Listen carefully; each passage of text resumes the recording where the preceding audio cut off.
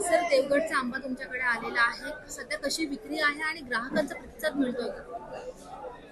यावेळेस आंब्याचा हंगाम जरा थोडासा उशिरा सुरू झाला आणि गेल्या वर्षी जवळजवळ तो फेब्रुवारी महिन्यामध्ये सुरू झाला होता, परंतु यावेळेस 15 दिवस उशिरा सुरू झालेला आहे आणि आता मार्च महिन्यापासून आवक व्यवस्थित सुरू आहे.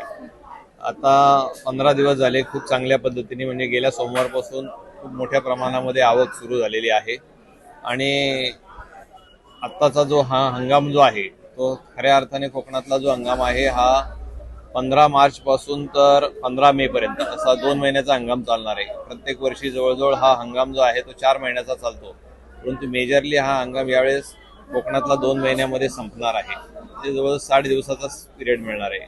आपला जो प्रश्न आहे की गिरायकांचा प्रतिसाद मिळतो का, परंतु बाजारभाव सध्या जास्त असल्यामुळं गिरायकांना तेवढ्या मोठ्या प्रमाणामध्ये अजून खरेदी सुरू केलेली नाही, परंतु येणारा माल विकला जातो आहे.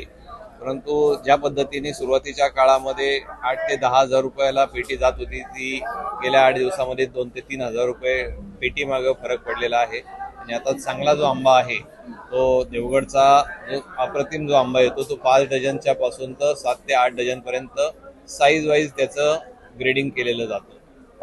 5 डझनची जी पेटी आहे ही चांगली पेटी असेल तर ती 6-1 हजारापर्यंत जाते आणि खाली जी 8 छोटा साईजचा जो आंबा आहे जो 150 ग्रॅमच्या आसपास जो आहे तो 2.5 ते 3 हजार रुपयापर्यंत विकला जातो. मागच्या वर्षी वर्षाच्या तुलनेने थोडेसे रेट यावेळेस जास्त आहेत आणि सुरुवातीला तर रेट जास्त होते, परंतु गेल्या आठवड्यामध्ये ते 2 ते 3 हजार रुपयांनी रेट खाली आलेले आहेत. आता 30 तारखेला पाडवा आहे, रविवारी.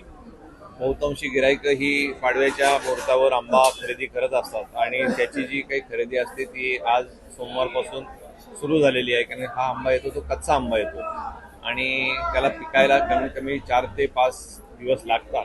त्यामुळे हा आंबा आज खरेदी केलेला आंबा हा गुरुवारी किंवा शुक्रवारी ग्राहकांना तयार होऊन जाईल. त्यामुळं पाडव्याच्या दृष्टिकोनातून आता खऱ्या अर्थाने आंब्याचा हंगाम चालू झालेला आहे. तुमचं नाव सांगा. माझं नाव बाळासाहेब बेंडे.